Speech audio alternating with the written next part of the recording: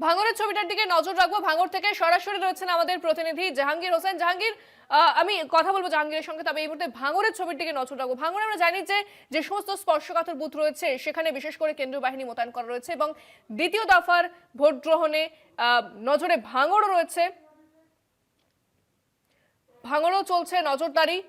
সকাল থেকে দেখা যাচ্ছে ভোটারদের ভিড় এবং স্বাভাবিকভাবে প্রথম দফা থেকে আমরা যেটা দেখেছিলাম যে সাত সকালেই ভোটারদের লাইন দেখা যাচ্ছিল। তার মধ্যে প্রধান এবং অন্যতম কারণ হচ্ছে এসআইআর এর আতঙ্ক।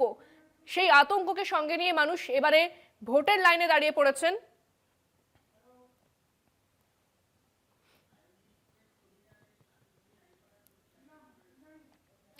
ভাঙড়ে জোরদার নিরাপত্তা ব্যবস্থা। সরাসরি যাব, রয়েছেন আমাদের প্রতিনিধি জাহাঙ্গীর হোসেন। জাহাঙ্গীর, ভাঙড়ের ছবিটা কি দেখছো? সকাল থেকে কেমন চলছে ভোট গ্রহণ এবং কোনো অভিযোগ কি সামনে এসেছে?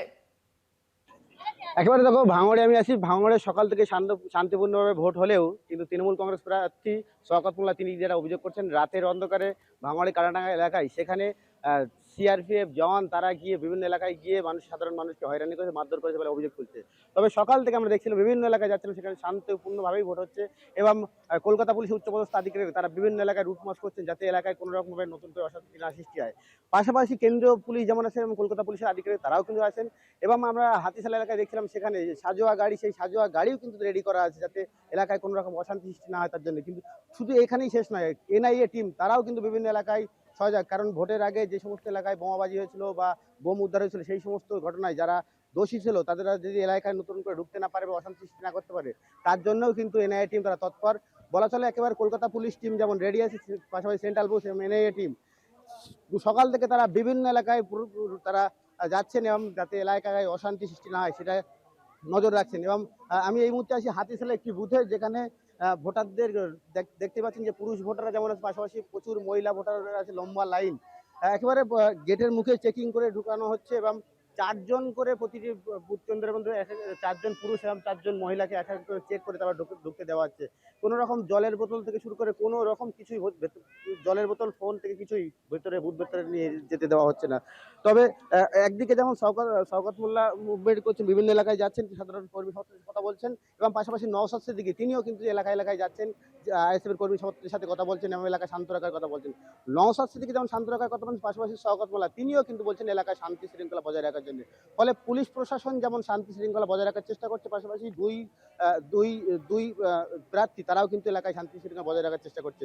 এবং সকাল থেকে NIA team, Kolkata police, Bengal police একেবারে তারা বিভিন্ন এলাকায় মুভমেন্ট করছেন যাতে কোনো রকম অশান্তি সৃষ্টি, বিশেষ করে যে সমস্ত বুথে স্পষ্টত এরিয়া ছিল সেই সমস্ত বুথগুলোতে বেশি বেশি করে পুলিশ প্রশাসন রাখা হয়েছে যাতে করে না সেখানেও কোনো অশান্তি না হয়।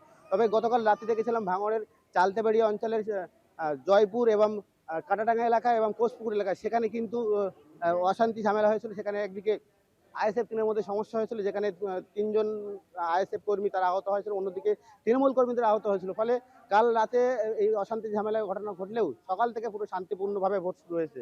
তবে বেলা গড়ার সাথে সাথে আরও স্পষ্ট ছবি জানা যাবে কতটা কি হচ্ছে ভাবে। তবে আপাতত যথেষ্ট শান্তিপূর্ণভাবে ভাঙড় বিধানসভাতে ভোট হচ্ছে।